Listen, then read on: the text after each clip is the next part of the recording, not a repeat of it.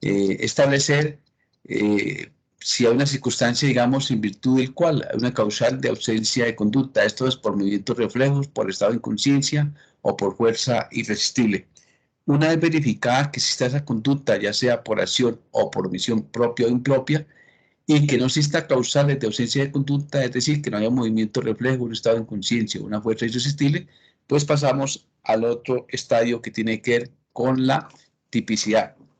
De tal suerte que frente a la conducta punible, reitero que esta es por acción o por omisión. Sí, Cristian, ¿tiene el uso de la palabra? Profe, buenas noches, ¿cómo está? Buenas noches. Profe, es que me causó curiosidad a qué se refiere el movimiento reflejo. Digamos, son aquellos en los cuales existe ausencia de conducta. Por ejemplo, un movimiento reflejo, un estado de conciencia, una fuerza irresistible, es aquellos en los cuales no existe conducta. Por ejemplo, digamos, o estado en conciencia, digamos, el ser humano que, digamos, en la noche, mediante una situación que esté sonolento, se levanta y, por ejemplo, toma un bate y golpea, por ejemplo, a la señora y le causa un homicidio. En ese caso, pues, de todas formas, no responde porque no existe esa conducta. O, por ejemplo, la persona que es digamos, tomada como un objeto que se arroja contra otra persona y como consecuencia de ese golpe le causó lesiones a la otra persona. En ese caso vemos que hay ausencia de conducta porque no, digamos, está siendo utilizado como un objeto, como un instrumento, ¿sí? Y por lo tanto, desde el punto de vista penal, no responde. En ese caso se dice que hay ausencia de conducta o por una fuerza física irresistible. Por ejemplo, la persona que, digamos, viene una ola de un viento y como consecuencia de esa ola, de esa fuerza, pues golpea a otra persona y en ese caso pues tampoco hay conducta. Son situaciones en las cuales existe, digamos, ausencia, digamos, de conducta y por lo tanto pues no se responde desde el punto de vista penal.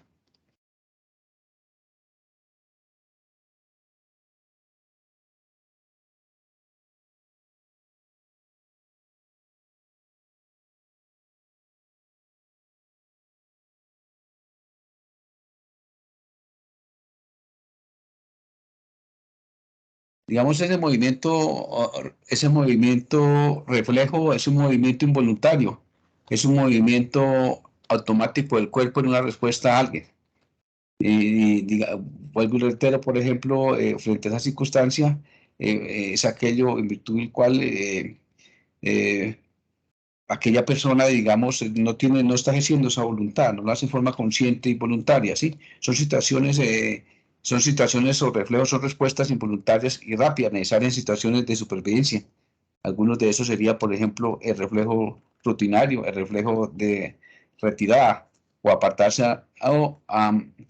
apartarse ante un estímulo doloroso, una quemadura o un pinchazo. En esa circunstancia, pues obviamente, pues hay ausencia, digamos, total de conducta. De tal suerte que, conforme ustedes saben y conocen, dentro del esquema de la conducta punible, vuelvo y reitero, está la conducta por acción o por omisión. La acción es cuando se realiza la actividad, digamos, de manera directa. Y la omisión, como ustedes saben y conocen, esa omisión se presenta por omisión propia, simple o pura, o omisión impropia, que esa omisión impropia se conoce también con omisión impropia o comisión por omisión. En lo que tiene que ver con la omisión propia, básicamente, digamos, es cuando el tipo penal lo consagra de manera expresa la omisión propia. Y cuando tiene que ver con la omisión impropia, pues no está consagrada explícitamente en el tipo penal, pero se hace necesario inferirla de un tipo normalmente de resultado, previsto en la parte especial. En lo que tiene que ver con la omisión propia, consiste en una inactividad misma frente a la orden normativa de un precepto o mandato, mientras que la omisión impropia consiste en no impedir la producción del resultado pese al deber de garante, es decir, cuando se habla, digamos, de la figura de posición del garante. Frente a la omisión propia, se trata de conductas punibles de mera conducta y frente a la omisión impropia o comisión por omisión, implica la realización de un tipo, de un resultado típico. Frente a la omisión propia, se hace referencia a algunas conductas punibles que requieren un sujeto activo calificado o cualificado. Esto es, por ejemplo, en el caso de prevaricato por omisión.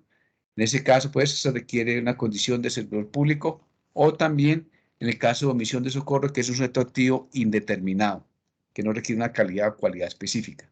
Frente a la omisión impropia o comisión por omisión, existe la presencia de un sujeto activo cualificado por el llamado garante. El garante, digamos, lo que tiene que ver con la vida, el garante el cual se le imputa el resultado típico producido como consecuencia de una conducta omisiva. Frente al tipo penal de omisión propia, no admite la tentativa y por lo tanto pues, se presenta frente a conductas, por ejemplo, omisión de socorro o omisión de asistencia o ayuda humanitaria. Frente al delito de omisión impropia, admiten la modalidad de tentativa siempre y cuando el tipo penal sea eminentemente doloso. Es decir, por ejemplo, tentativa de homicidio en comisión por omisión. Frente a la omisión, a la omisión propia, no admite la modalidad culposa, mientras que la omisión impropia sí admite la modalidad culposa, como ustedes saben y conocen. Esa culpa se presenta por imprudencia, impericia, imprudencia o violación de las normas. En cuanto tiene que ver con la omisión propia, esa forma de delito remite al principio de solidaridad, puesto que él emana los deberes generales que se encuentran en la base de esos tipos, en los tipos del injusto. Eso es de tipicidad y de la antijuricidad. En la omisión impropia o comisión por omisión es una forma de delito, se fundamenta en un principio de autonomía. El autor decide ser garante o asegurar el bien jurídico del cual se trate. Eso, digamos, en cuanto tiene que ver frente, digamos, a lo que tiene que ver la conducta. Como ustedes saben y conocen, de acuerdo al artículo 9 del Código Penal, para que una conducta sea punible se requiere que sea típica, antijurídica y culpable, ¿cierto? De tal suerte que en lo que concierne, digamos, a la tipicidad, básicamente la tipicidad, como ustedes saben y conocen, pues en primer lugar, el artículo 9 del Código Penal señala y lo que anteriormente había hecho referencia, esto es, dice el artículo 9 lo siguiente, apreciados juristas.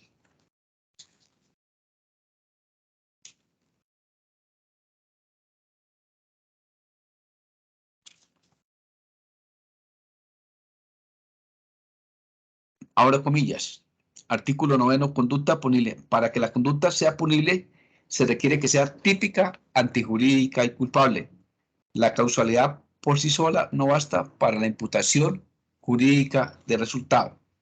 Para que la conducta del imputable sea punible, se requiere que sea típica, antijurídica y se constate la existencia de causales de ausencia de responsabilidad. De tal suerte que nosotros sabemos que primero hay que verificar si hay conducta, si hay ausencia de conducta, miramos si la conducta es típica o antijurídica y culpable. Es decir, se mira si está la conducta típica, si no hay causales de atipicidad, después vamos a la antijuridicidad, si no hay causales de justificación, y después nos vamos a la culpabilidad y si hay causales de exculpación o no. Eso, digamos, es lo que está estructurado de acuerdo al artículo 9 del Código Penal en lo que tiene que ver con la conducta punible. Pero de igual forma yo le refería a usted lo que tiene que ver con la tipicidad. Y básicamente lo que tiene que ver con la tipicidad que está establecida en el artículo 10 del Código Penal, señala que la ley penal definirá de manera inequívoca, expresa y clara las características básicas de la estructura del tipo penal. En los tipos de omisión también el deber tendrá que estar consagrado y delimitado claramente en la Constitución política o en la ley. Es decir, que ese juicio de tipicidad, básicamente lo que se hace, ese juicio de tipicidad, en primer lugar, es la tipicidad, que es el lugar en donde tiene realización del principio de legalidad. Se impone verificar la subsunción de la conducta en el modelo descriptivo de la figura legal, es decir, que unos hechos jurídicamente relevantes se mira si se subsumen o encuadran dentro de un tipo penal. Y en segundo término, exige comprobar si ese comportamiento adecuado al tipo afecta no el bien jurídico protegido. Esto es, pues el juicio de tipicidad conlleva una doble valoración. El primero, el juicio de correspondencia comparativa entre la conducta y el tipo.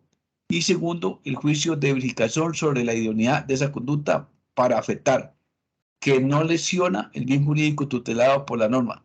De esto se tiene que la tipicidad puede ser afectada por el principio de insignificancia y la adecuación social de la conducta.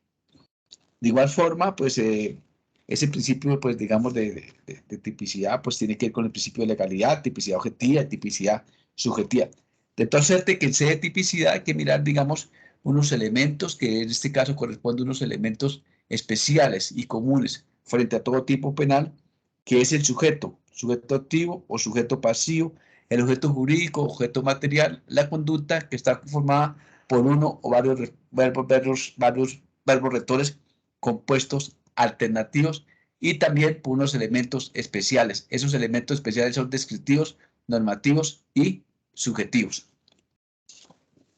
De tal suerte que, como ustedes saben y conocen, digamos, el sujeto activo o agente es aquel que comete la conducta punible por sí mismo o utilizando a otro como instrumento. Cuando se comete la conducta por sí mismo, pues en ese caso, pues estamos hablando de un autor directo, sujeto activo o agente. Es quien realiza la conducta punible por sí mismo. Para eso nos fundamentamos también desde el punto de vista del principio de legalidad en el artículo 29 del Código Penal, que señala lo siguiente.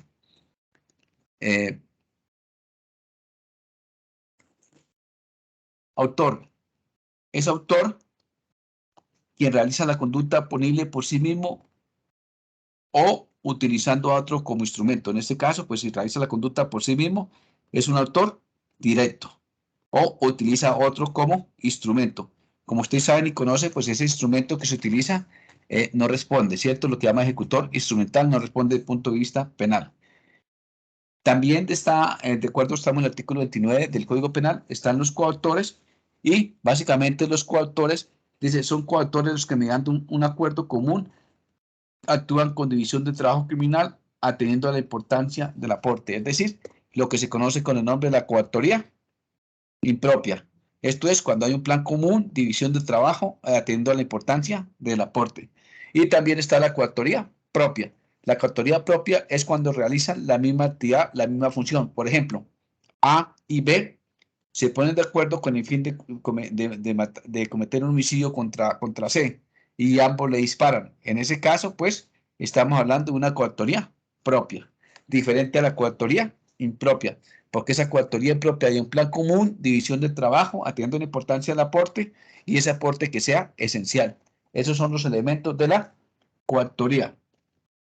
También señala el artículo 29 del Código Penal que también es autor quien actúa como miembro o órgano de representación autorizado de hecho de una persona jurídica, de un ente colectivo sin tal atributo o de una persona natural cuya representación voluntaria se detenta y realice la conducta aunque los elementos especiales que fundamentan la penalidad de la figura punible respectiva no concurran en él, pero sí en la persona o el ente colectivo representado. El autor en sus diferentes modalidades incurrirá la pena prevista por la conducta punible. Es decir, de esa figura que estamos hablando del artículo 29, inciso tercero del Código Penal, ¿de qué figura estamos hablando, doctores?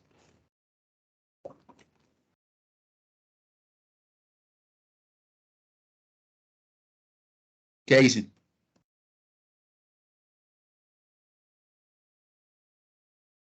¿Qué es la figura del actuar? Por otro. ¿Sí la habían escuchado?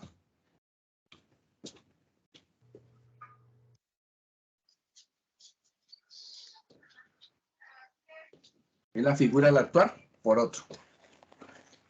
De acuerdo al artículo 29, inciso tercero del Código Penal. La figura del actuar por otro. Entonces, básicamente, digamos, lo que tiene que ver con la figura del actuar por otro, en primer lugar, esa figura del actuar por otro, básicamente se presenta frente a tipo penal de carácter especial. Tipo penal de carácter especial. Sea la figura del actuar por otro. En segundo lugar, frente a la figura del actuar por otro, existe una disociación de los elementos, es decir, con extraños se funcionan los dos para responder penalmente, porque de manera individual ninguno de los dos reúne las calidades exigidas en el tipo penal. Por eso, el actuar por otro en los tipos penales del Código Penal colombiano se dan esos elementos. En primer lugar, el actuar por otro se da frente a delitos especiales. En segundo lugar, el actuar por otro, los delitos delimitados por propósitos egoístas. En tercer lugar, los delitos no susceptibles de actuar por otro, el fundamento jurídico penal del actuar por otro y la ubicación, digamos, de la figura del actuar por otro. Básicamente, reitero, frente a la figura del actuar por otro, el que he hecho referencia en el artículo 29, inciso tercero, básicamente se tiene que dar los siguientes elementos. Primero, la realización de una conducta típica. Segundo, la disociación personal de los elementos del tipo. Tercero, es decir, digamos que de manera individual no se darían las características de los tipos penales, pero reunidos, amalgados, los dos, el representante y el representado se unen. Tercero, la equivalencia del actuar del extraño al intraneos. Y cuarto, la calidad de representante. Digamos, estos son las figuras, los elementos de la figura del actuar por otro, que se da, reitero, frente a un tipo penal especial. Esta figura de actuar por otro se da frente a tipos penales especiales. Segundo lugar, frente a la figura del actuar por otro, se da frente a tipos penales especiales y básicamente, digamos, el autor por otro como participación. Esto está disponible conforme el inciso tercero del artículo 29 del Código Penal, que también es autor y representante autorizado de hecho o derecho de una persona natural o jurídica que realiza la conducta punible, señalando como autores a través del actuar por otro, no a todos los representantes, sino a quienes realizan la conducta punible, y no descarta la posibilidad de que el representante sea el partícipe, lo cual es lógico porque el Código Penal colombiano no adopta un concepto unitario de autor, sino un concepto restrictivo y diferenciador de autor, como lo ha señalado en amplitud. Básicamente, digamos, no se puede implementar la teoría de los delitos de infracción del deber al sujeto idóneo y representante cuando una persona natural no puede ser autora, sino también partícipe, bien determinador, al persuadir al representante, es decir, a quien actúa por otro, porque realiza el tipo penal del cual el representante podría ser autor o bien cómplice si ayuda en la realización especial del delito o pone en peligro el bien jurídico tutelado o son garantes por el representante por ser el titular respectivo de la función social o económica o jurídica, y el representante por haber ingresado en su rol de representante y asumir el papel de garante de la incomunidad del bien jurídico tutelado. Cuando la representación en persona jurídica no hay problema de participación de este porque no responde penalmente. Respecto a la participación del actual por otro, pueden darse las siguientes situaciones. Primero, que el representante intervenga como partícipe, como cuando induce o auxilia al representante, caso en el cual es autor y aquel es determinador o cómplice. Y segundo, por su condición de extraños, no puede ser penado como interviniente no calificado. Que el representante intervenga en calidad de partícipe al inducir o auxiliar al representado, en el cual es autor del delito especial y aquel determinador o cómplice. Que un extraño no actúe por otro, determine o auxilia al representante quien actúa en nombre de representación, caso en el cual es determinador o cómplice. Reitero, frente a la conducta del actuar por otro que está establecida en el artículo 29, inciso tercero del Código Penal, se da frente a la realización de una conducta típica. Para que la cláusula general del actuar por otro pueda jugar papel, es necesario que el sujeto a quien se le haya aplicado haya actuado como actor en sentido de los incisos primero y segundo del artículo 29 del Código Penal, haciendo solo falta la concreta condición, es decir, deudor, acreedor o dueño, exigiendo el respectivo tipo penal. De acuerdo con el inciso tercero del artículo de responsabilidad penal, quien actúa por otro, se realiza la conducta punible, digamos, frente a aquella circunstancia en la cual se dan esos elementos, es decir, frente a un tipo penal especial. Segundo, cuando existe una representación de una persona natural o jurídica, de hecho o derecho, un ente colectivo. Tercero, cuando hay una fusión, se integran los elementos del extraño con el extraño. Y cuarto, el otro elemento, digamos, que tiene que dar frente a la figura del actuar por otro es la realización de una conducta punible y la equivalencia del actuar del extraños con el extraños, es decir, ese extraneos es el representante legal y el extraneos son los socios de esa empresa. Y también se da de la disociación de los elementos de tipo, es decir, se amalgaman, se unen los elementos tanto del extraño como el extraños, y también se da la figura de la representación. Eso frente a la figura del actuar por otro. De igual forma, como ustedes saben y conocen, frente a lo que tiene que ver con el sujeto activo, agente, que es aquel que comete la conducta punible, también se presenta la circunstancia, digamos, del determinador y cómplice. Sin embargo, en materia de autoría, como ustedes saben y conocen, está la teoría del dominio del hecho, dominio funcional del hecho, y también se habla de autor mediato. Ese autor mediato es aquel, ese autor mediato ese autor mediato es aquel que actúa, digamos, por intermedio de otra persona. Sí, doctor, tiene el uso de la palabra. Profe, muy buenas noches, ¿me escucha ahí? Sí, señor, sí, doctor. Profe, qué pena interrumpirlo, no seamos de sugerencia. Lo que usted nos está explicando, lo hablo de manera personal. No hay una manera de que usted nos lo pueda explicar, porque lo que he visto es que nos lee el tema del artículo y demás, pero no sé cómo traerlo a la realidad, como para que el concepto me quede más claro. Lo hablo por mí, no sé qué pensarán los compañeros, pero es que lo que veo es que va corriendo, corriendo, pero realmente no es mucho lo que me queda, porque sí, como el profesor dice, nosotros lo sabemos, algunas cosas las sabemos, otras no, pero la idea sería, no sé, es como sugerencia, profe. Sí, básicamente voy a tratar de explicar, aunque parto de la base de todas formas que esto ya lo vieron, porque esto es de penal general, ¿sí? Más sin embargo, pues sí, vamos a tratar de ilustrar, digamos, unos ejemplos para que ir, digamos, aterrizando lo que es la teoría con la práctica. Entonces, básicamente, digamos nosotros que hablamos de sujeto activo agente, que ese sujeto activo agente es el autor. El autor es aquel que comete la conducta punible. Si, por ejemplo, A le dispara a B y comete un homicidio contra B, es un autor directo. ¿Queda claro? ¿Queda claro, Sí, doctor? claro, profe. Sí, sí, o sea, Bueno, lo digo es en general, profe, no solamente un concepto de, o sea, era como sugerencia, profe, con todo sí. respeto. Sí, tranquilo, aunque eso de parte, yo parto de la base que ustedes ya saben. Lo que pasa es que me pongo a meterme en temas a repasarles lo que ustedes ya saben de todas formas, ¿no? Bueno, entonces se llama la autoría, autor directo, ¿cierto? Autor directo, y también está la coautoría. Yo les decía a ustedes que la coautoría es coautoría propia y coautoría impropia.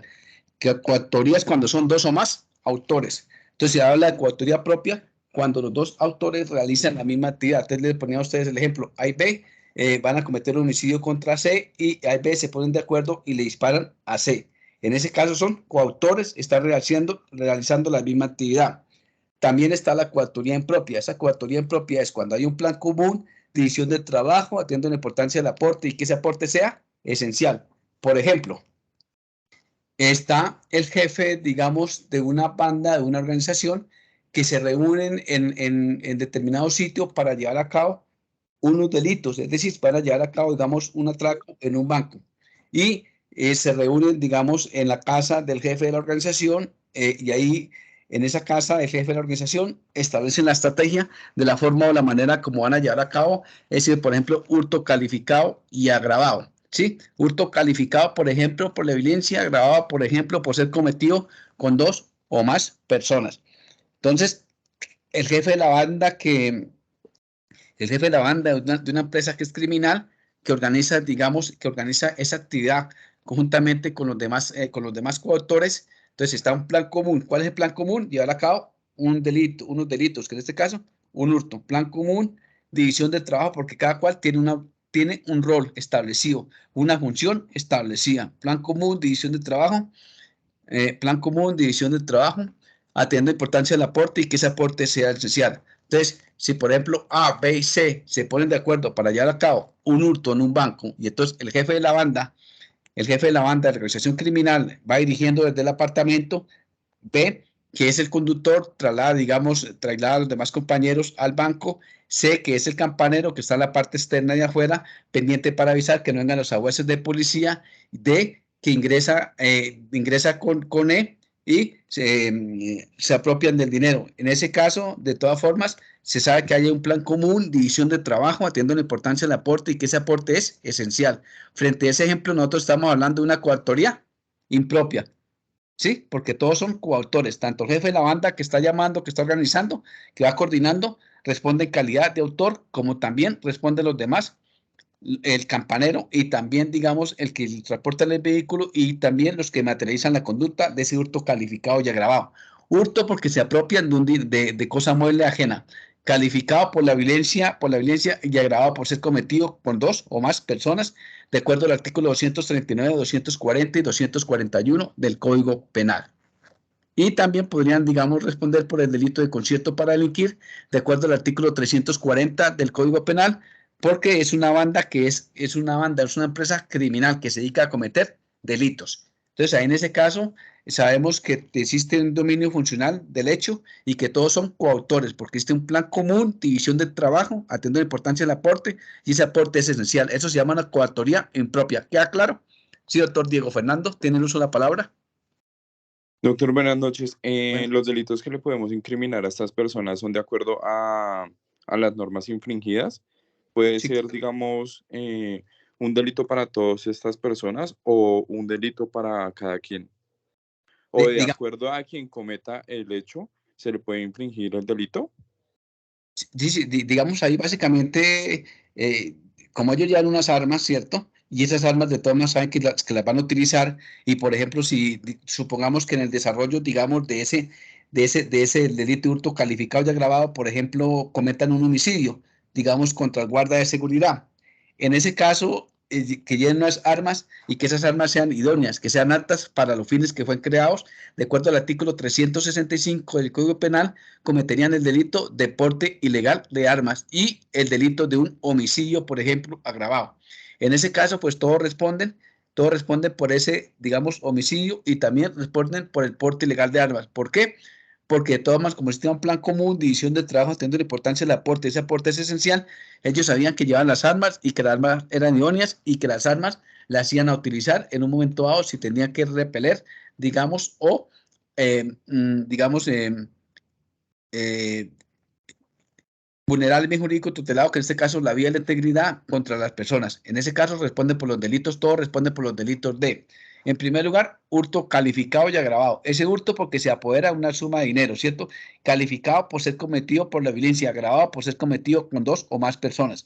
Artículo 239, 240 y 241 del Código Penal, ¿sí? En concurso heterogéneo y sucesivo con el delito, por ejemplo, de porte ilegal de armas, de acuerdo al artículo 365 del Código Penal. Esto es el delito de la seguridad pública, que es el bien jurídico tutelado, porque tienen unas armas que son idóneas, que son aptas para los fines que fueron creados, pero que no tienen el permiso, que no tienen salvoconducto para llevar esas armas, para transportar esas armas. Entonces, cometen el delito de hurto calificado en concurso heterogéneo. ¿Por qué? Porque están vulnerando otro bien jurídico tutelado, que en este caso es la seguridad pública. En concurso homogéneo y sucesivo con el delito de concierto para delinquir, de acuerdo al artículo 340 del Código Penal, porque es una empresa criminal, es decir, una empresa que se dedica a cometer delitos. Y en concurso heterogéneo con el delito de un homicidio, por ejemplo, agravado, eh, heterogéneo porque en ese caso, en el caso de delitos contra la vida y la integridad personal, el bien jurídico tutelado, en el caso de homicidio, es la vida y la integridad personal. Y es heterogéneo porque atendiendo la clasificación del bien jurídico tutelado, se está vulnerando otro bien jurídico tutelado, como este caso es delitos contra la vida y la integridad personal. De tal suerte que en ese caso todos son coautores de esa conducta punible. Hurto calificado, agravado, en concurso con porte ilegal de armas, en concurso con concierto para delinquir y en concurso con homicidio. Supongamos que en el desarrollo de esa actividad, algún otro miembro de la banda, de la organización, por ejemplo, que esté, digamos, otra guardia de seguridad y que, digamos, otro miembro de la banda, por ejemplo, cometa un acceso canal violento, es decir, que acceda canalmente a, por ejemplo, una guardia de seguridad. Frente a ese delito de que comete esa guardia de seguridad, ¿responden todos o responde el guardia de seguridad, digamos, el miembro de la banda que comete ese delito de, por ejemplo, un acceso canal violento digamos, contra la miembro de guardia de seguridad? En ese caso responde solamente el que comete ese delito, ¿sí? El que comete ese delito, porque eso no hacía parte de la estructura de la organización criminal del delito que se iba a cometer. Responde, digamos, el autor de esa conducta punible. ¿Sí queda claro? Sí, doctor, me queda claro, sí, señor. Bueno. Entonces ya quedamos establecidos digamos, lo que es autor es aquel que comete la conducta por sí mismo o utiliza otro como instrumento. El instrumento, digamos, es aquel en virtud del cual que no entra a responder. Ese instrumento cuando es utilizado, por ejemplo, cuando utilizan niños inimputables o, por ejemplo, también frente a la prohibición de regreso, frente a esa prohibición de regreso, frente a la teoría de la imputación objetiva, que es la creación de un riesgo jurídicamente relevante y que ese riesgo se convierte en la producción del resultado frente a la prohibición de regreso, no hay acción, por ejemplo, digamos, un taxista que, por ejemplo, transporta, digamos, a una persona que cometió un delito y para en el taxista y el taxista transporta a otro lado, a otra parte, pero él no sabe, no sabe que está transportando a una persona que cometió un delito. En ese caso, pues ese taxista no responde porque es un instrumento, está siendo utilizado, ¿sí? Y es una prohibición de regreso. Yo también les hablaba de lo que tiene que ver con la autoría mediata. Esa autoría mediata sea frente a estructuras organizadas de poder. La autoría mediata es cuando, digamos, es un autor, el autor directo y el determinador, que es el hombre de atrás, que es el que realiza la conducta punible pues, utilizando a otros como instrumento. Esa autoría mediata se da frente a las estructuras organizadas de poder. Por ejemplo, como ustedes saben y conocen, en lo que tiene que ver con la guerrilla o también con las autodefensas, hay una estructura organizada de poder, hay unos miembros de una organización y esos miembros de esa organización hay un comando central o también hay un comando central o también están los miembros de esa autodefensa que está una organización debidamente estructurada y en ese caso pues el jefe de la banda, el jefe de la organización es el autor inmediato y los sicarios, digamos los miembros de la organización, los que cometen los delitos son los actores inmediatos. Eso se llama una autoría inmediata, lo que habla Rossin. Esa autoría inmediata, reitero, se da frente a estructuras organizadas de poder y también se da cuando se utiliza a niños e inimputables. ¿Queda claro hasta acá?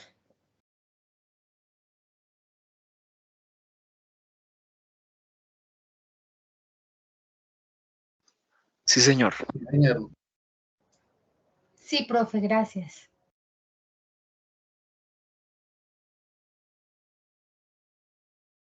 Bueno, entonces continuamos. Miramos, segundo lugar, pero también miramos, tenemos que mirar aquí lo que tiene que ver con el sujeto activo agente, también tenemos que mirar el artículo 30 del Código Penal, que es partícipes. Son partícipes el determinador y el cómplice, ¿sí? De acuerdo al artículo 30 del Código Penal. Quien determina a otro realizar la conducta antijurídica incurrirá en la pena prevista para la infracción. Quien contribuye a la realización de la conducta antijurídica o presta una ayuda posterior por concierto previo o concomitante a la misma incurrirá en la pena prevista para la respectiva infracción disminuida una sexta parte a la mitad. Al interviniente que no tiene las calidades especiales exigidas en el tipo penal que concurre en su realización se rebaja la pena en una cuarta parte. Es decir, que nosotros estamos hablando de la figura de los partícipes, que el partícipe es el determinador y el cómplice.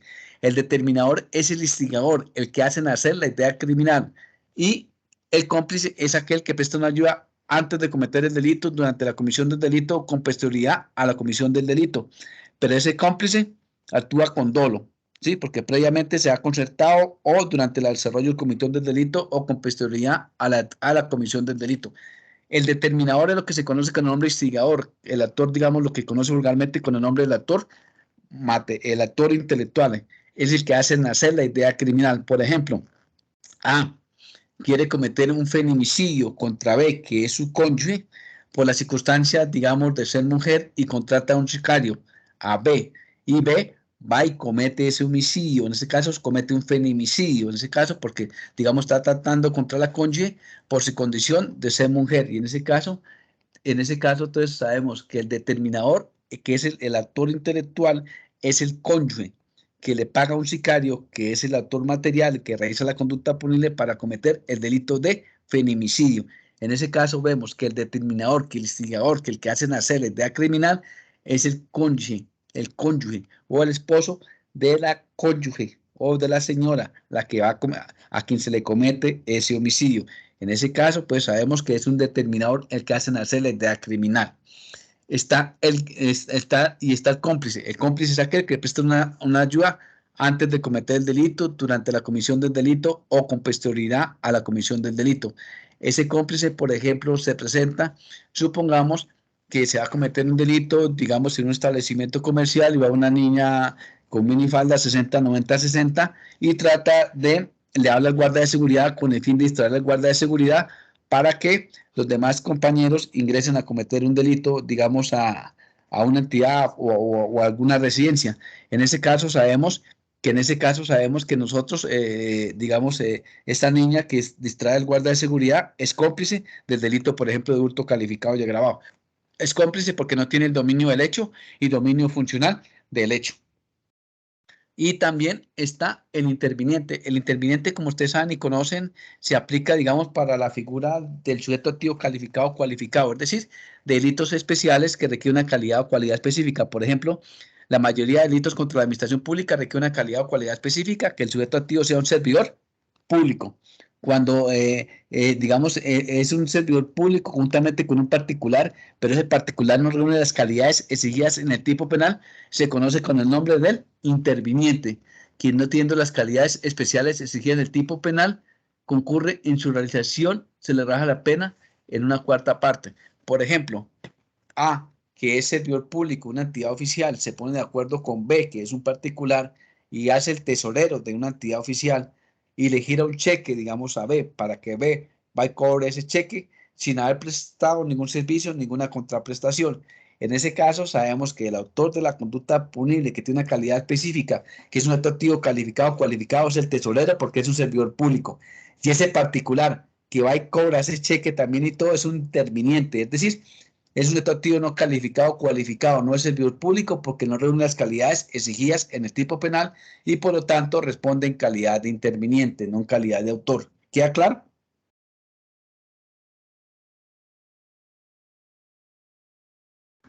Sí, profe. Sí, señor. Sí, profe, gracias. Con mucho gusto. Entonces ya miramos lo que tiene que ver con el autor, ya vimos las diferentes clases de autor, ya hablamos de los partícipes, el determinador, el cómplice y hablamos también del interviniente. Ahora nos vamos a referir también a otro sujeto, que en este caso es el sujeto pasivo. Ese sujeto pasivo, como ustedes saben y conocen, es el titular del bien jurídico tutelado. Sujeto pasivo es el titular del bien jurídico tutelado. Por ejemplo, en delitos contra la vida y la integridad personal, el bien jurídico tutelado es la vida y la integridad personal. En delitos contra el patrimonio económico, el bien jurídico tutelado es el patrimonio económico. Entonces, sujeto pasivo es el titular del bien jurídico tutelado. Por ejemplo, A comete, digamos, un atraco contra B y como consecuencia de ese atraco contra B, le sustrae, por ejemplo, 500.000 pesos. En ese caso, el sujeto pasivo en este caso es B, que es a su mismo tiempo víctima del delito de hurto calificado, por ejemplo, sobre la violencia. También, como ustedes saben y conocen, dentro del sujeto pasivo también está también la víctima. La víctima tiene que ver con aquella persona que sufre un perjuicio directo o indirecto por la comisión de una conducta punible. Y esa víctima es la que va a cobrar, digamos, los derechos de la víctima son a la verdad, justicia, reparación y garantía de no repetición. La víctima entonces va dentro del proceso penal, una vez hay una sentencia condenatoria ejecutoriada, puede iniciar el incidente de reparación integral y buscará que se resarzan los daños y perjuicios con la comisión de una conducta punible. Esos daños y perjuicios son daños morales objetivados y daños morales subjetivados. Daños morales objetivados y daños morales objetivados de acuerdo al artículo 97 del Código Penal. Es decir, con la indemnización por los daños, en relación con los daños derivados de la conducta punible, el juez podrá señalar como indemnización una suma equivalente hasta 1.000 salarios mínimos legales mensuales vigentes. En la tasación se hará teniendo en cuenta los factores como la naturaleza y la magnitud del daño causado. Como ustedes saben y conocen, los perjuicios se dividen en perjuicios morales subjetivados y perjuicios morales objetivados. Teniendo en cuenta por los perjuicios morales subjetivados, y perjuicios morales subjetivados. Los perjuicios morales subjetivados son el dolor, el sufrimiento, la tristeza, la angustia, el miedo originado por el daño en la psiquis de la víctima. Y por los perjuicios morales subjetivados son los económicos que deben probarse. Es decir, como ustedes saben y conocen, toda conducta punible genera indemnización. Una clase de perjuicios que va a recoger la víctima. perjuicios morales que son objetivados y perjuicios morales subjetivados. Y también están los perjuicios materiales. Esos perjuicios materiales son el daño emergente y el lucro cesante. El daño emergente, por ejemplo, supongamos que A cometió un homicidio contra B, que en este caso A es el sujeto activo, B es el sujeto pasivo. Y C, digamos que son las víctimas. ¿Quiénes son las víctimas? Son los familiares. Esos familiares, una vez si el proceso penal, hay una sentencia de carácter condenatoria, inician el incidente de reparación integral y van a solicitar la indemnización de unos perjuicios morales objetivados y perjuicios morales subjetivados a los que ya hemos hecho referencia. Y también unos perjuicios materiales. Esos perjuicios materiales son el daño emergente y el lucro cesante. Ese daño emergente son todos los gastos, por ejemplo, que incurrieron, por ejemplo, en gastos hospitalarios, gastos funerarios, y el lucro cesante es lo que ha dejado de ganar, de percibir, por ejemplo, atendiendo la importancia a la vida probable de la víctima. En ese caso, sujeto pasivo, entonces la víctima, los familiares van a cobrar esos perjuicios materiales. Entonces están perjuicios morales objetivados, perjuicios morales subjetivados, perjuicios materiales que son el daño emergente y el lucro cesante. Y también están los perjuicios de pérdida de oportunidad o chance y perjuicios fisiológicos o vía en relación. Perjuicios de pérdida de oportunidad o chance, supongamos que una persona ha sido capturada de manera injusta, sin un proceso, de manera injusta, digamos, digamos, un montaje que se le hizo y la persona venía ejecutando unos contratos y había ganado otra licitación, pero estaba en el proceso para adjudicar ese contrato. Como consecuencia, digamos, de ese proceso injusto que se le hizo ese montaje, en ese caso, pues va a cobrar unos perjuicios que se llaman de pérdida de oportunidad o chance, porque como consecuencia de eso no pudo ejecutar o celebrar los otros contratos. Sí, doctor.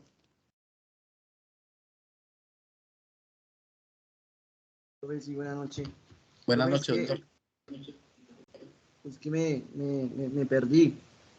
Sí, digamos, sí, en perjuicios morales subjetivados, que es el daño de la psiquis de la víctima, ¿sí? Sí, sí. Perjuicios morales los objetivados y los objetivados se me refundieron con los otros. Ahí me confundí. Sí, sí. Digamos, o sea, los perjuicios morales son dos, doctor. Perjuicios morales subjetivados y perjuicios morales objetivados, ¿sí? Los perjuicios morales subjetivados son el dolor, el sufrimiento, la tristeza, la angustia. Y los perjuicios morales objetivados son las repercusiones económicas, ¿sí? Que deben probarse en un proceso. Eso básicamente, ¿sí? Es que los perjuicios morales se dividen en dos. Perjuicios morales objetivados y perjuicios morales subjetivados. Y también los perjuicios materiales se dividen en dos. Perjuicios materiales que se dividen en dos, que es el daño emergente y el lucro cesante. ¿Sí le queda claro, doctor Cristian? Sí, profe, gracias. Tiene su merced, va muy rápido. Sí, pero es que esto se parte de la base que usted de todas formas ya lo entiende, pero si voy muy rápido, por favor me dice para volver a repasar y ir más despacio si hay que lugar. Sí, lo importante es que les queden claro las cosas. ¿Puedo seguir? Sí, señor. Bueno, entonces estábamos, digamos, el sujeto pasivo, que es el titular del bien jurídico tutelado, y está la víctima, que la víctima es aquella, digamos, que sufre un daño o un perjuicio, y que esos perjuicios son perjuicios morales objetivados y perjuicios morales subjetivados, y están los perjuicios materiales, que esos perjuicios materiales son el daño emergente y el lucro cesante. Y también están los perjuicios de pérdida de oportunidad o chance, y también los perjuicios fisiológicos o vida o en relación, básicamente. Como ustedes saben y conocen, digamos también, la víctima tiene unos derechos. ¿Cuáles son los derechos de la víctima? La víctima tiene unos derechos a la verdad, a la justicia, a la reparación y a la garantía de no repetición. Los derechos de la víctima son derecho a la verdad. Esto es que hay una coincidencia entre la verdad procesal y la verdad verdadera. Justicia, verdad, justicia, es decir, a que se aplique la justicia en determinado caso y no haya impunidad. Verdad, justicia, reparación, que es la forma tradicional, digamos, cómo se indemniza a la víctima. Esto es a través de los perjuicios morales objetivados, perjuicios morales subjetivados, perjuicios materiales que se vienen en daño emergente, lucro cesante, perjuicios de pérdida de oportunidad o chance, o perjuicios fisiológicos o en vida o en relación. Y también a la garantía de no repetición, es decir, para que no se vuelva a repetir, digamos, la misma conducta, los mismos, que no sea víctima, digamos, de la misma conducta o de manera reiterativa o sistemática de las mismas conductas. ¿Queda claro? Sí, señor. Una verificación. Doctor Héctor, tiene el uso de la palabra. Profe, ¿usted me podría aclarar un poco los perjuicios fisiológicos y los de vida en relación? ¿Es tan amable? Sí, digamos, esos perjuicios fisiológicos o esos perjuicios, digamos, en vía o relación, por ejemplo, se presenta, digamos, frente a unas lesiones personales, donde A es víctima de unas lesiones personales y en esas lesiones personales existe una pérdida, por ejemplo, de capacidad, por ejemplo, para laboral, o pérdida funcional, o pérdida anatómica de una parte del cuerpo. En ese caso, son unos perjuicios fisiológicos, o vía en la relación, o pérdida funcional. Por ejemplo, digamos, que se le ocasiona, digamos, unas lesiones, digamos, en una pierna y como consecuencia de ello hay que amputarle la pierna. Esos son los perjuicios fisiológicos, unos perjuicios en vía o relación. Esos son los perjuicios, porque están atentando, como ustedes saben y conocen, frente a los delitos de lesiones personales, se atenta contra la salud o contra la vida o la integridad de la persona. En ese caso, de los delitos personales. Entonces, en ese caso, son perjuicios fisiológicos o vía o relación, ¿sí? Entonces, ahí en ese caso, pues, una función importante, por ejemplo, que es la locomoción o el movimiento por parte de unas extremidades superiores y como consecuencia, digamos, de esas lesiones, tienen que amputar de la pierna. Esos son unos perjuicios fisiológicos o vía o relación. ¿Queda claro? Que se ocasionan en el caso, digamos, de la pierna. Muy ¿Sí? claro, profe, gracias. No, con mucho gusto. Entonces, continuamos, mis apreciados doctores, nos vamos a los objetos. En el caso de los objetos, el objeto jurídico, hay objeto jurídico y objeto material, y también se llama objeto fenomenológico, objeto jurídico. El objeto, digamos, por ejemplo, en el delito contra el patrimonio económico, el objeto puede ser personal, real o fenomenológico, o objeto jurídico. Un objeto material, por ejemplo, en el caso del hurto, por ejemplo, dice el que se apodera de cosa mueble ajena. Entonces, por ejemplo, si se apodera, por ejemplo, de una cartera, en ese caso es un objeto real porque recae sobre una cosa, ¿sí? Si, por ejemplo, A le dispara a B y como consecuencia de ese disparo muere, ahí es un objeto personal porque recae sobre una persona, ¿cierto? Entonces, un objeto real cuando recae sobre una cosa, un objeto personal cuando recae sobre una persona o un objeto jurídico, por ejemplo, en el caso del hurto, que dice, por ejemplo, el que se apodere de cosa mueble ajena. Entonces, nos toca irnos a mirar qué es cosa mueble ajena. Entonces, nos vamos al Código Civil para saber qué es cosa mueble ajena. En ese caso, es un objeto jurídico. Es un objeto jurídico porque tenemos la definición de cosa mueble ajena, nos lo da el Código Civil, el Código Civil colombiano, ¿sí? Entonces, el objeto es personal, real o fenomenológico. ¿Queda claro? Real cuando recae sobre una cosa, personal sobre una persona y fenomenológico cuando recae sobre una norma jurídica o sobre un hecho jurídico. ¿Queda claro, doctores?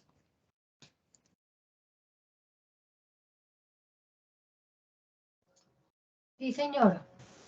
Continuamos entonces. Lo que tiene que ver con la conducta. La conducta, como ustedes saben y conocen, básicamente está por el verbo rector.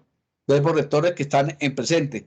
Por ejemplo, el que se apodere de cosa mueble ajena en el caso de hurto. Verbo rector, apoderarse. ¿Sí? En el caso del homicidio, el que matare a otro. Verbo rector, matar. ¿Sí? Que es el núcleo esencial de la conducta. Por ejemplo, en el delito de lesiones personales, el que lesione a otro, verbo rector, lesionar.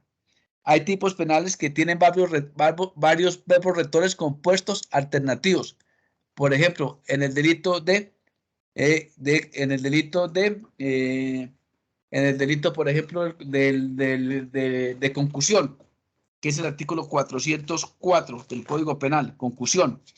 Ese tipo penal de concusión, que es un tipo penal que lo comete, digamos, un servidor público abusando del cargo o de la investidura, básicamente está establecido en el artículo 404 del Código Penal y dice concusión, dice el servidor público que abusando de su cargo o de sus funciones, constriña o induzca a alguien a dar o prometer al mismo servidor público o a un tercero dinero o utilidad En ese caso, sabemos que los verbos rectores, en ese caso, son compuestos alternativos. Es decir, que se puede presentar por constreñir, inducir.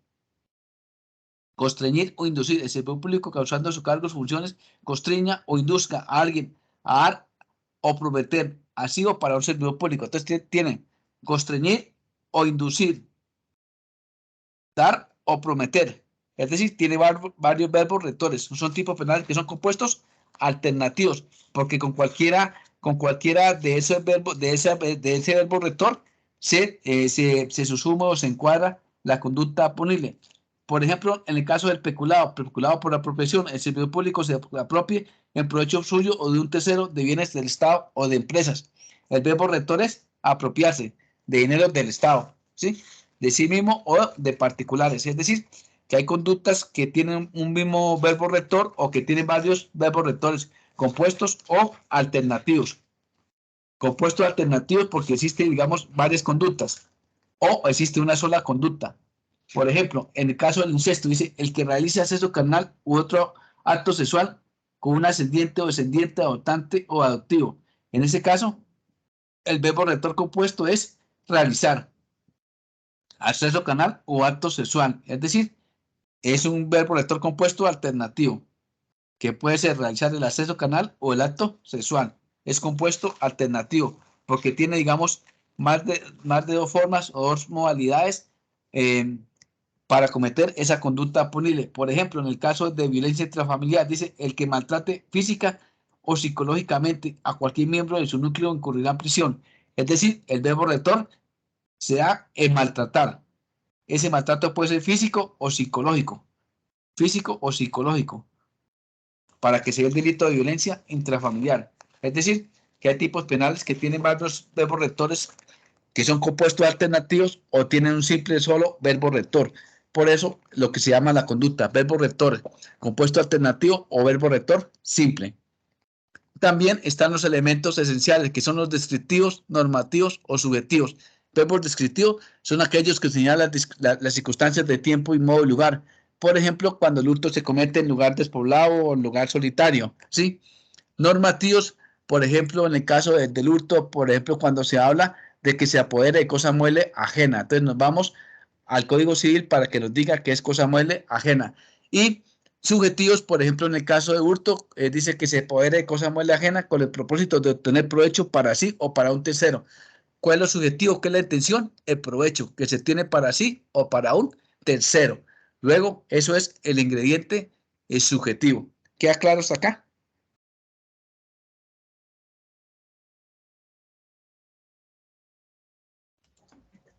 Sí, Profe, Sí, señor.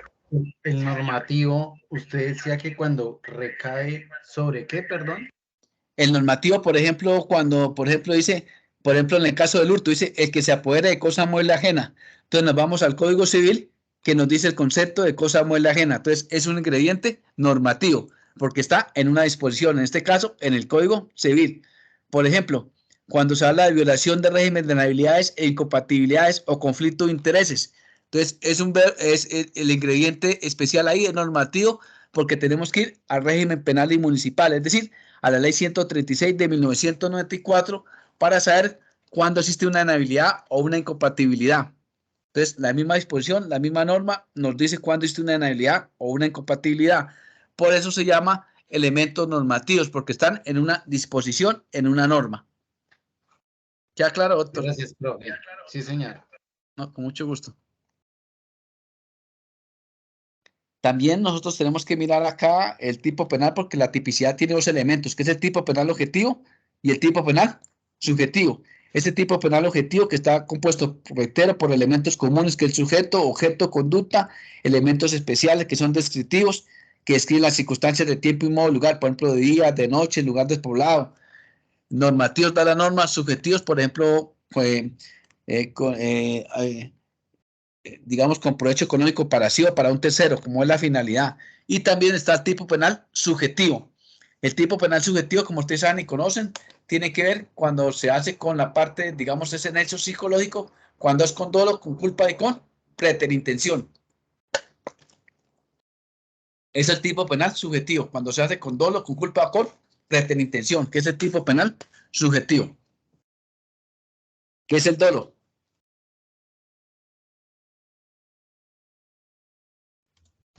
Para ustedes, ¿qué es el Intención de dolo? querer hacer algo. Entonces, que lo hace con intención, que lo quiso hacer.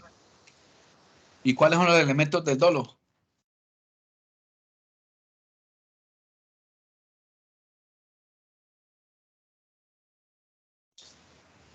Es dolo eventual, dolo, no solo me acuerdo de él.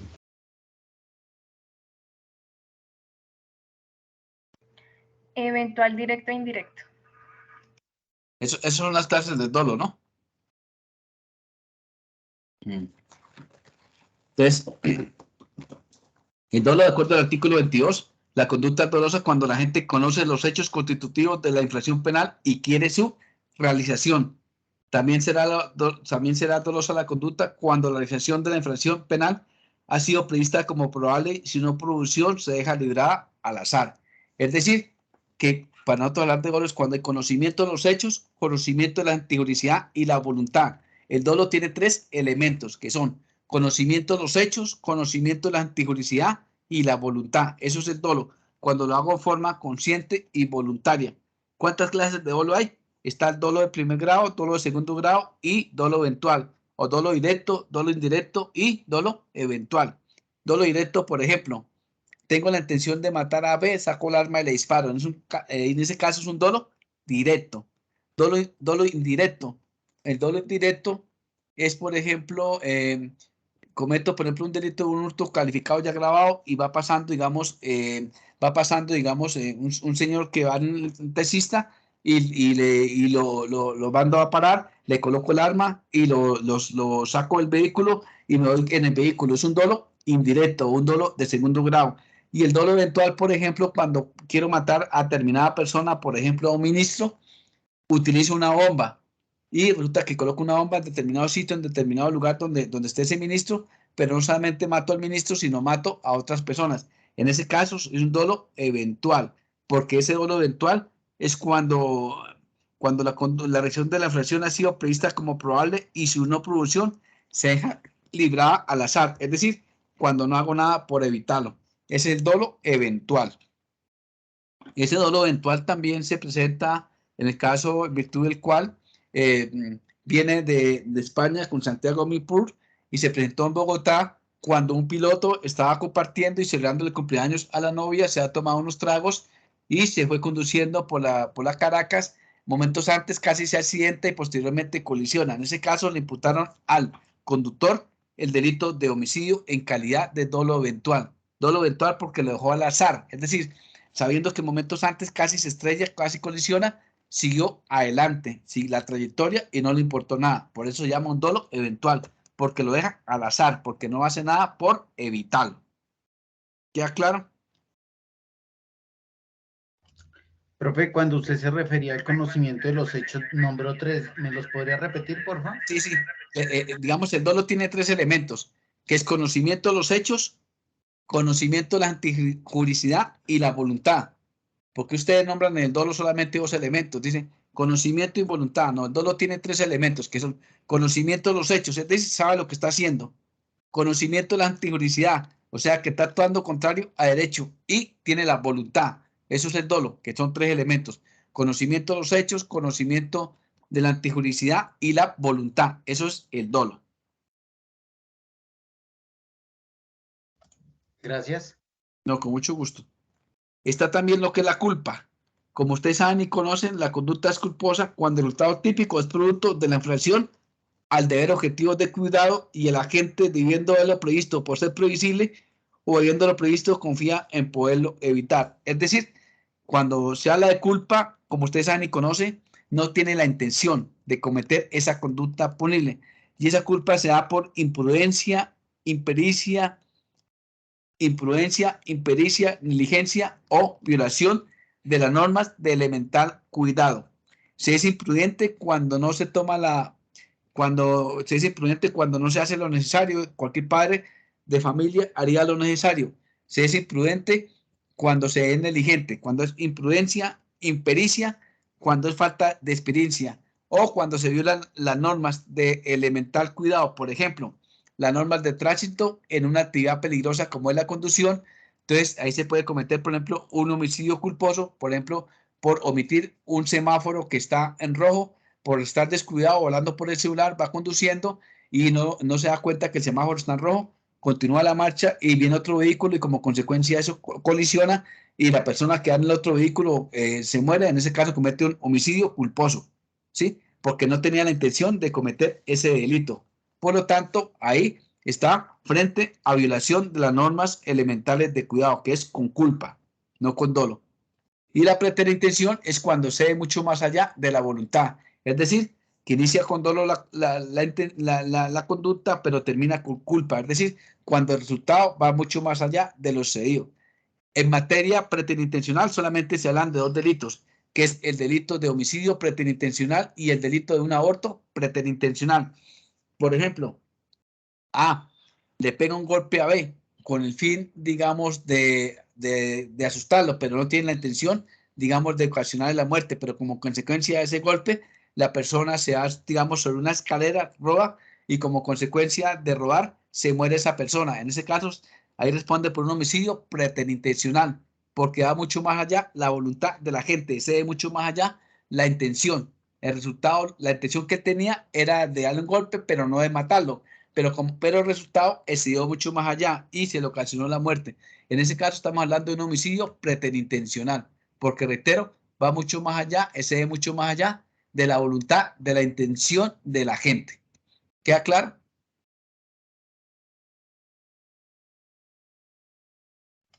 Sí, señor. Una nota verificados que existe conducta, que no haya ausencia de conducta, miramos la tipicidad, miramos los elementos de la tipicidad, los que ya hemos hecho referencia al tipo penal objetivo, tipo penal subjetivo. También tenemos que ubicarnos en la teoría de la imputación objetiva. Esa teoría de la imputación objetiva está establecida, reitero, en el artículo 9 del Código Penal. Cuando yo les leía a ustedes, en el sentido de que dice, para que una conducta sea punible, se requiere que sea típica, antijurídica y culpable. La causalidad por sí sola no basta para la imputación jurídica del resultado. Cuando dice la causalidad por sí sola no basta para la imputación jurídica del resultado, estamos hablando de la teoría de la imputación objetiva. Entonces, la teoría de la imputación objetiva es la creación de un riesgo jurídicamente relevante y que ese riesgo se concrete en la producción de un resultado, para hablar de la teoría de la imputación objetiva. Es decir, que esa teoría de la imputación objetiva, reitero, sea frente a la creación de un riesgo jurídicamente relevante y que ese riesgo se concrete en la producción de un resultado. Básicamente, reitero, la teoría de la imputación objetiva se presenta, digamos, cuando se señala, de acuerdo al artículo 9 del Código Penal, que la causalidad por sí sola no basta para la imputación jurídica del resultado. Para atribuir responsabilidad penal no es suficiente establecer que una determinada acción o omisión fue la causa de un resultado lesivo, pues la determinación de la responsabilidad penal descansa no solo sobre los elementos, sobre los supuestos fácticos o naturales, sino también sobre los presupuestos valorativos de contenido jurídico penal, por lo que se ha denominado la teoría de la imputación objetiva. Por lo tanto, es necesario acudir a criterios adicionales para considerar el tipo objetivo.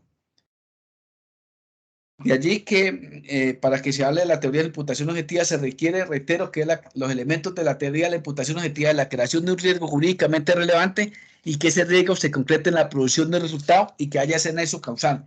Ese nexo causal entre resultado y entre resultado y el hecho causado. Es decir, que la causa de ese resultado, que la causa que se presente ese resultado le sea imputable a quien creó un riesgo. Por ejemplo, A lesiona a B. B es trasladado en una ambulancia hasta un hospital, pero durante el desarrollo de ese trayecto, de ese traslado, resulta que el conductor de la ambulancia omite un semáforo y como consecuencia de la omisión de ese semáforo se ocasiona un accidente y muere el paciente. En ese caso, ¿de qué responde A? Que le causó las lesiones a B. ¿Responde de esas lesiones dolosas o responde de ese homicidio?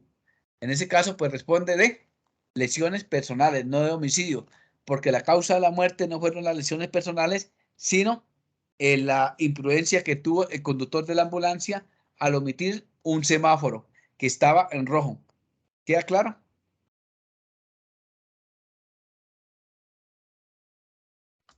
Sí, señor. Por ejemplo, también, digamos, frente a la teoría de la imputación objetiva está la prohibición de regreso. Por ejemplo, A lesiona a B, B es trasladado al hospital y resulta que llega ya al hospital y el médico hace el diagnóstico y el médico hace un mal diagnóstico y resulta que supongamos que y resulta que a través de la enfermera le da un medicamento que no corresponde y como consecuencia, digamos que ese medicamento, la persona muere, por ejemplo, porque era, digamos, de esa persona era, por ejemplo, reacia a la penicilina y le aplica una penicilina y como consecuencia esa penicilina muere. En ese caso, A, que le causó las lesiones a B, responde por lesiones y no responde por ese homicidio culposo. Ese homicidio culposo responde es el médico o responde la enfermera. Frente a la teoría de la imputación objetiva hay que tener en cuenta también las circunstancias del principio de confianza legítima. Ese principio de confianza legítima se hace frente a circunstancias en las cuales existe una actividad reglada. Se parte de la base que cada cual corresponde y hace la actividad que le corresponde realizar para partir del principio de confianza legítima. Es decir, que cada cual responde con su papel, con su objetivo, con la actividad que le corresponde y para que los demás puedan actuar confiados en que cada cual hace la actividad conforme a sus funciones que le quedan establecidas.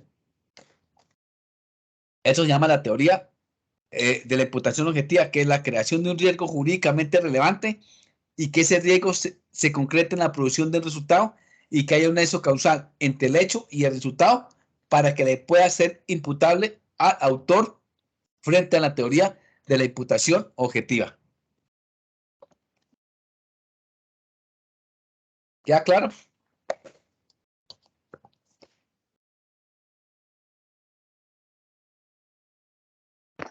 Sí, señor. Bueno, mis doctores, entonces miramos que exista conducta, que exista causal de ausencia de conducta, miramos la tipicidad, que se den todos los elementos de la tipicidad, pasamos a las causales de atipicidad. Esas causales de atipicidad se presentan bien, se puede presentar las causales de atipicidad, por ejemplo, frente a un error de tipo o la defensa putativa, frente a un error de tipo o la defensa putativa. Este error de tipo puede ser invencible o vencible. Y también se presenta la causal de atipicidad por el consentimiento de la víctima, por cumplimiento de orden superior, cumplimiento de un deber legal o legítimo ejercicio de un derecho, de un cargo o una actividad. Entonces, el error de tipo, como ustedes saben y conocen, está establecido en el artículo 32, numeral 10 del Código Penal, que es una de las causales de ausencia de responsabilidad por un error de tipo. El artículo 32 del Código Penal, numeral 10, señala lo siguiente. Me permito leer con la venia de los doctores que digo que leo, pero el penal hay que leer, ¿sí? Yo la norma no me la sé toda de memoria y toca leer. Y vamos explicando.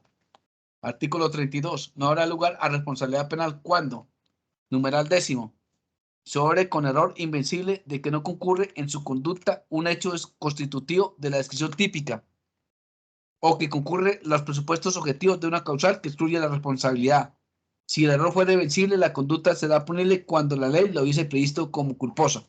Doctores, entonces, el error de tipo lo encontramos en el artículo 32, numeral 10 del Código Penal. Y ese error de tipo puede ser invencible o vencible. El error de tipo se presenta cuando, digamos, cuando el sujeto activo agente se equivoca, está frente a un error de que no concurre en su conducta un hecho descriptivo, un hecho constitutivo de la descripción típica. Es decir, cuando él está en la sede de tipicidad y considera que no sean todos los elementos de la conducta punible. No sean, por ejemplo, considera que la conducta es típica por falta de dolo, ¿sí? O, por ejemplo, la persona que tiene relaciones sexuales con una persona, digamos, menor de 14 años, pero que aparenta, digamos, físicamente, aparenta tener mayor de 14 años en el cuerpo o que la persona dijo que tenía mayor de 14 años o físicamente aparenta tener mayor de 14 años. En ese caso, pues, existe un error de tipo en virtud del cual considera a la persona que está teniendo relaciones sexuales con una persona mayor de 14 años para que no se le impute ese delito. Ese es, digamos, lo que es un error de tipo. O también se presenta el error de tipo o cuando dice o que concurren los presupuestos objetivos de una causal que excluye la responsabilidad. Es decir, lo que se conoce con el nombre de la defensa putativa. Como ustedes saben y conocen, el error de provisión es cuando se desconoce la norma, considera que no está vigente o considera que no se aplica. Ese error de provisión es directo y el error de provisión es indirecto. El error de provisión es directo, reitero, cuando considera que, cuando tiene que ver con la norma, considera que la norma no está vigente, que no se aplica, o que no se aplica o que no está vigente, o la una interpretación que no corresponde. Y el error de provisión indirecto es lo que se conoce con el nombre de la defensa putativa. Ese error de provisión indirecto que se conoce con la defensa putativa es porque considera que está actuando bajo una causal objetiva que excluye la culpabilidad, por ejemplo, porque está actuando, considera que está actuando bajo una legítima defensa, pero que no sean los elementos de la legítima defensa, y en ese caso, pues está frente a una defensa subjetiva o una defensa putativa que se conoce con un error de tipo en Colombia por política criminal, por teoría estricta de culpabilidad y por principio de legalidad. El error de provisión indirecto se maneja como un error de tipo. ¿Queda claro? Entonces, la defensa subjetiva putativa es el miedo o el temor producido por un peligro imaginario o aparente que el sujeto exagera por la exaltación psíquica que padece en el momento de obrar. La defensa que ejerce es real, pero el ataque es imaginario putativo. Defensa putativa. Unos creyeron, por ejemplo, que lo estaban atacando y el error es que incurre fue en obrar sin culpabilidad. La defensa putativa es el comportamiento típico y antijurídico. Esto es la base de la agresión injusta que posibilita la legítima defensa. Absolución que se funda en la culpabilidad de los causales de ausencia de culpabilidad. Legítima defensa, absolución se funda en los causales de justificación. Por ejemplo, en esa defensa putativa es posible que el sujeto activo agente se equivoque en cuanto a la existencia de un ataque. Es posible que el sujeto activo se equivoque en cuanto a la injustificación del comportamiento del otro. Es posible que el sujeto activo se equivoque en cuanto a la gravedad del ataque, o es posible que el sujeto se equivoque sobre los medios de defensa. Por ejemplo, A se encuentra con B y resulta que A había amenazado a B que cuando se encontrara lo iba a matar, y hace el amague que manda la mano a la cintura, y resulta que manda la mano a la cintura, por ejemplo, para sacar el celular, y B piensa que va a sacar un arma y saca el arma y lo mata.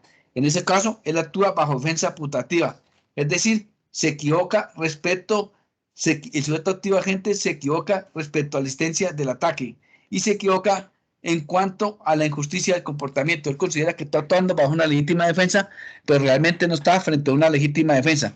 En ese caso, él actúa bajo un error de tipo en una defensa putativa, porque considera que está actuando bajo legítima defensa, pero realmente no está frente a una legítima defensa. Entonces, cuando el error de tipo es invencible, la conducta es atípica, y cuando el error de tipo es vencible, se le da un tratamiento culposo siempre y cuando la ley lo hubiese contemplado como delito culposo. Si no es delito culposo, pues si la ley no contempla como delito culposo, se dice que la conducta es atípica. Por ejemplo, A, que es un cazador, se va para la selva y le dispara a B. Y resulta que B es una persona que está disfrazada de venado. Él considera que es un venado y lo mata. En ese caso comete un homicidio, pero no responde porque está frente a un error de tipo. Es decir, porque se equivoca, considera que no se estructura el tipo penal, todos los elementos del tipo penal, y también porque desconoce esos hechos. Él desconoce que es una persona que está disfrazada de venado y por lo tanto actúa bajo un error de tipo. ¿Queda claro?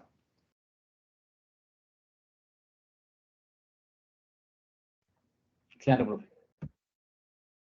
Y la defensa putativa, por ejemplo, supongamos que A y B, digamos A va en un vehículo, se quedan sin frenos, resulta que llega y colisiona con un carro de B, y resulta que en el carro de B va un ministro, y resulta que van los escoltas. Entonces, los escoltas creen que es que el señor que colisiona con el vehículo va a matar al ministro, y sacan el arma y lo matan. En ese caso está frente a la defensa putativa. Ellos consideran que está bajo una causal de legítima defensa, pero realmente no está frente a una legítima defensa y cometen un homicidio, pero en ese caso ellos pueden alegar un error de tipo. por una defensa putativa, porque considera que está bajo una legítima defensa, pero realmente no hay una legítima defensa. Es decir, en ese caso, los escoltas se equivocan en cuanto a la existencia de un ataque, porque realmente no existe un ataque, y también se equivoca en cuanto a la agresión, pero en ese caso, pues actúan bajo una defensa putativa, porque consideran que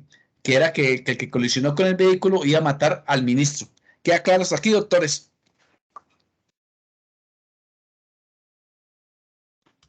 Profe, en ese caso, ese error de tipo de la escolta que usted coloca es vencible o invencible. Vencible, ¿no? Digamos, en ese caso, pues puede ser invencible o vencible. ¿Usted cómo hace para saber si es vencible o invencible? Si usted tiene duda, pues tiene que salir de ese error. Si el invencible, si una misma persona puesta en las mismas condiciones, había toda la misma manera, entonces se dice que el error es invencible, ¿sí? Porque en ese caso, pues no le da usted tiempo, digamos, para reaccionar, es inmediatamente y todo. Entonces, en ese caso es un error invencible. Pero si usted tiene duda, tiene la obligación de salir de ese error. Digamos, es antes en el momento de cometer el hecho. O sea, digamos, el juez, cualquier persona puesto en el mismo lugar, se va a actuar de la misma manera o no. Si tiene un error que es invencible, en ese caso la conducta es atípica. Pero si el error es vencible y el tipo penal es culposo, responde por el tipo penal culposo. Por ejemplo, el homicidio tiene el tipo penal culposo. Entonces, en ese caso, si fuera un error vencible, respondería por un homicidio culposo. ¿Sí queda claro? Perfecto, perfecto, gracias, profe. También están las causales de atipicidad, por ejemplo, el consentimiento de la víctima. Como ustedes saben y conocen, para que haya el consentimiento de la víctima, tiene que disponer de ese consentimiento. Por ejemplo, un menor de 14 años se considera que no tiene ese consentimiento para tener relaciones sexuales. Si las tiene, pues con menor de 14 años, es un delito, puede ser un acto sexual o acceso carnal. O, por ejemplo, si está ejerciendo la prostitución y es menor de 18 años, pues también comete el delito de prostitución. Entonces tiene que dar el consentimiento, que la persona pueda dar el consentimiento libre de vicio, es decir, de error, de fuerza y de dolo, que pueda disponer libremente. Cumplimiento de un orden superior, es decir, esa orden tiene que ser ajustada a derecho. Si la orden es contraria a derecho, no está la obligación de cumplir con esa orden. Cumplimiento de un deber legal o ejercicio legítimo ejercicio de un derecho, de un cargo o de una actividad lícita. Por ejemplo, en el caso de nosotros los abogados, la profesión que nosotros ejercemos es ejercicio de una actividad lícita. O por ejemplo, A y B, que son deportistas y que están, digamos, están llevando a cabo, digamos, una actividad que es reglada, por ejemplo, el boxeo, y como consecuencia de ese boxeo, A le propina unos golpes a B y como consecuencia de esos golpes muere. En ese caso está frente al ejercicio de una actividad lícita como es el boxeo y por lo tanto no respondería por ese homicidio. ¿Queda claro? Porque está en ejercicio de una actividad que es peligrosa como es en el caso, por ejemplo, del boxeo. ¿Queda claro? Sí, señor. Sí, profe. Entonces miramos qué es conducta, miramos la ausencia de conducta, miramos la tipicidad, miramos las causales de atipicidad. Entonces ya vimos las causales de atipicidad por error de tipo y por la defensa putativa o el error de provisión indirecto, que se llama lo mismo defensa putativa, y que el error de provisión indirecto y la defensa putativa en Colombia se manejan como un error de tipo. Y ese error de tipo es invencible o vencible, y también se da el consentimiento de la víctima, cumplimiento de orden superior, cumplimiento de un deber legal y legítimo ejercicio de un derecho, de un cargo, de una actividad.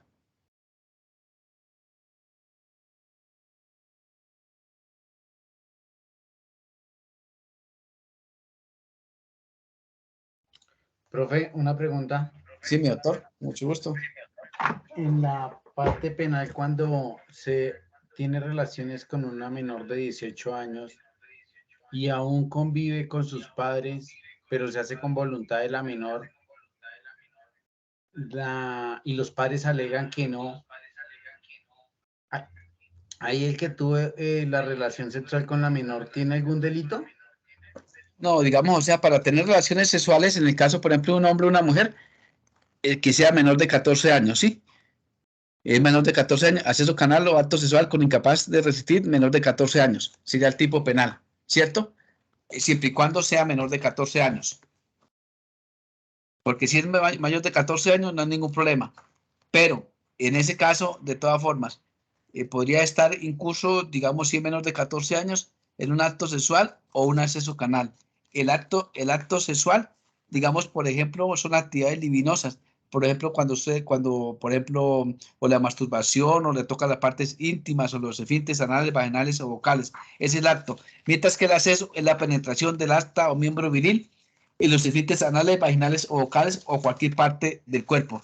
El acceso, digamos, hay penetración, ¿sí? Mientras que el acto es, digamos, por ejemplo, que la toca, que le masturba, digamos, le toca los senos, o le toca la vagina, ¿sí? Eso es el acto. En ese caso, si se realiza actos, se toca con menor de 14 años, sería actos sexuales con menor de 14 años, sería el tipo penal, ¿sí? O si hay acceso, si hay penetración, si hay acceso o penetración, sería acceso canal abusivo con menor de 14 años, de acuerdo al artículo 208 del Código Penal, sería acceso canal abusivo con menor de 14 años, o si hay actos sexuales con menor de 14 años, sería actos sexuales con menor de 14 años, de acuerdo al artículo 209 del Código Penal, ¿sí? Pero, si por ejemplo, la persona está ejerciendo la prostitución, ejerce la prostitución, pero resulta que se está ejerciendo la prostitución, pero resulta que esa persona es menor de 18 años, entonces quedaría incurso en el delito de proselitismo con menor de 18 años, establecido en el artículo 213A del Código Penal, que dice: el que con ánimo de lucro para sí o para un tercero o para satisfacer los derechos sexuales de otro, organice, facilite o participe de cualquier otra forma, comercialice, forme o cualquier otra forma en el comercio, o participe en cualquier forma en el comercio canal o la explotación sexual de una persona menor de 18 años, en ese caso queda en curso en el delito de proselitismo con menor de edad, o sea, por promover la prostitución por ser menor de 18 años. O sea, si es menor de 18 años es prostitución, con una menor de 18 años es proselitismo con menor de 18 años. O si la induce, digamos, a la prostitución siendo menor de 18 años, entonces sería inducción a la prostitución. O si la obliga sin ser prostituta siendo menor de 18 años, sería constreñimiento a la prostitución, ¿sí? Por ser menor de 18 años. O si, eh, o si hay un estímulo a la prostitución con menor de 18 años, sería estímulo a la prostitución de 18 años. O si se demanda explotación sexual comercial de menores de 18 años, sería demanda de explotación sexual comercial con menores de 18 años. O también sería pornografía con menor de 18 años, por ejemplo, cuando se firma una niña menor de 18 años y digamos, sin el consentimiento de ella, se transmiten, digamos, por las redes sociales, por cualquier medio, las fotografías. Sería pornografía con menor de 18 años. O un turismo sexual, digamos, cuando se realizan con niñas menores de 18 años. O también, digamos, cuando se hay utilización o facilitación de medios de comunicación para actividades sexuales con menor de 18 años. ¿Sí queda claro? Sí, doctor, yo le puedo pedir un favor, ¿nos puede regalar ese mapa esquemático? Sí, claro, me tiene que dar el nombre nombre de un director para que me dé el número del número del celular y yo lo voy compartiendo, digamos, le voy compartiendo los apuntes y lo que les voy diciendo. Que claro, este esquemático de toma respetando los derechos de autor, ¿no? Pero con mucho gusto, claro. ¿A quién nombran ustedes de monitor o quién es el monitor de ustedes, por favor? Para que me regalen números. Por favor. Buenas noches, doctor. Sí, si quiere yo me postulo para ser monitor. Preséntate, Ferney, por favor. ¿Cómo es tu número de celular? Ya se lo paso en el chat, ¿listo? O me escribe al número de celular mío, al 311-2020-597. 311-2020-597.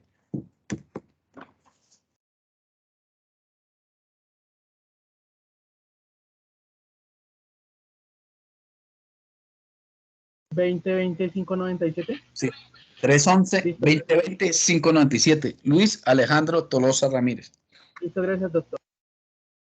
Entonces, ahorita me escribe, por favor, y ya les comparto ese cuadro. Y les comparto otro material de lo que hemos venido hablando hoy.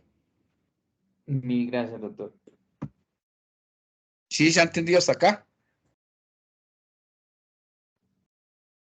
Un fuerte repaso, doctor. Pero sí, vamos bien.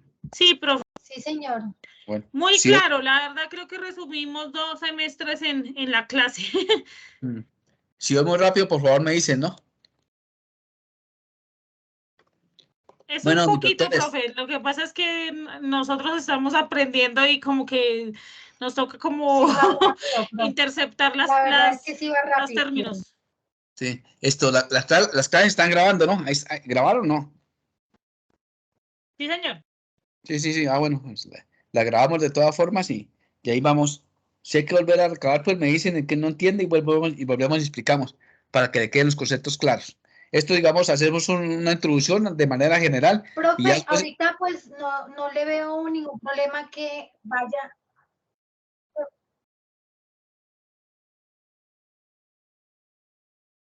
no.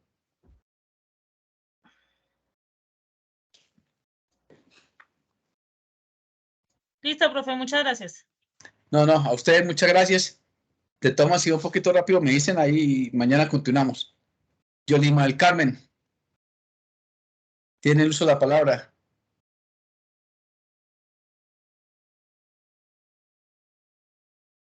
Gracias, profe. Le decía que ahorita pues no hay ningún inconveniente que vaya rápido porque es como un repaso, pero ya cuando entremos ya como al tema que usted nos va a dar, sí, me gustaría que fuéramos un poquito más despacio porque pues para que nos quede más claro. De igual forma, pues Sí. yo creo que en mi caso personal intervengo si de pronto siento que va un poquito rápido. Gracias, Rápido. profe. Y si tienen alguna duda también, y si quieren complementar también, ¿no?